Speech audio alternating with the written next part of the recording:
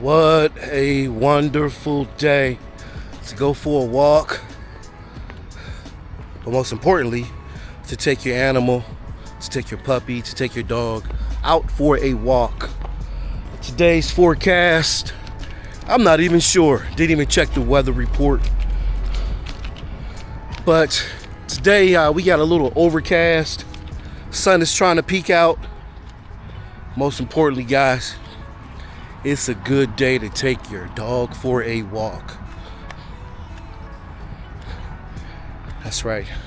Don't forget to take your dogs for a walk, guys.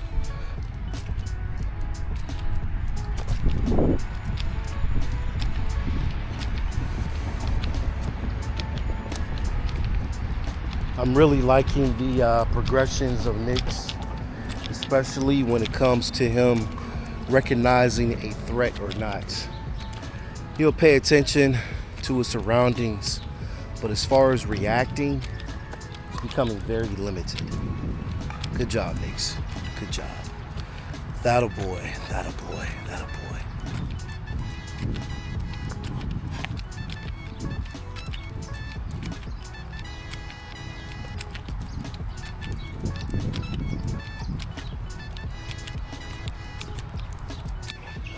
Life just hits you and you can't take your animal for a walk.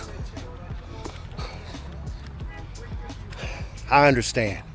It affects me as well with the work, working a 9 to 5, trying to shuffle shifts, trying to shuffle time. But like I have always told myself, anything that's important to you, you're gonna find time for.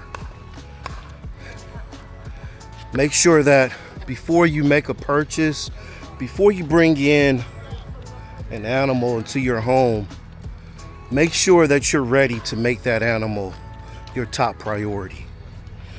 That first year, the first 3 years of that animal's life is very important. It's crucial. And guess what, guys? The animal is relying on you. They didn't ask to come into your home.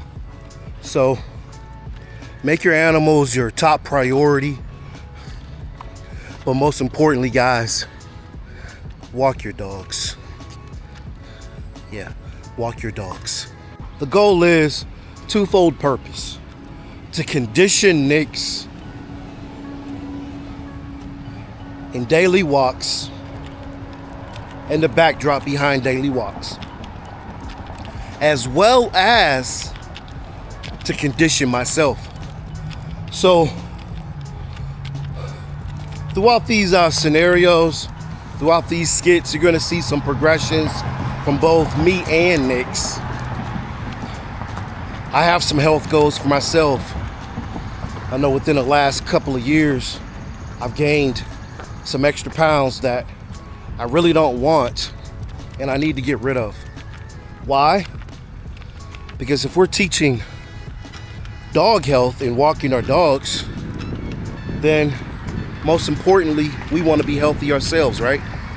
So, twofold purpose. You're gonna see the development of both me and Nix as we tell our story. Stay tuned, guys. You don't want to miss out. Stay tuned. But most importantly, guys, you got it. Walk your dogs. Animal behavior. How Nix will react when it comes to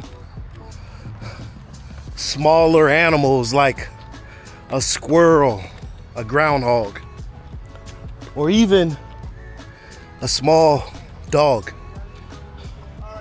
And then you have your larger animals, how he reacts. A little timid, really don't want any action. He's trying to move away from the action, actually. But most importantly, guys, I wouldn't know the behavior that Nix is displaying or is going to display, way to correct yourself. I would never know what kind of behavior Nix was going to display or is going to display if we didn't go for these daily walks. It's all about socializing. People don't have to come up and pet your dog to socialize. Dogs don't have to kiss each other or smell each other's private areas to socialize. Most important to me, socialization is that dog knowing the existence of things outside of its everyday elements, such as the household, right? The owners. Maybe you have children. When that dog or animal is exposed to certain things like that at an early age, that's socialization. And most importantly, we would never know that if we weren't walking our dogs. So, most importantly, guys, walk your dogs. The way your dog reacts, you can control that by your own behavior. Remember, when you're walking, it establishes subjection, right? Who's submitting to who? Who's the leader? So when you're walking your dogs, guys, maintain proper leadership. When you see bigger animals,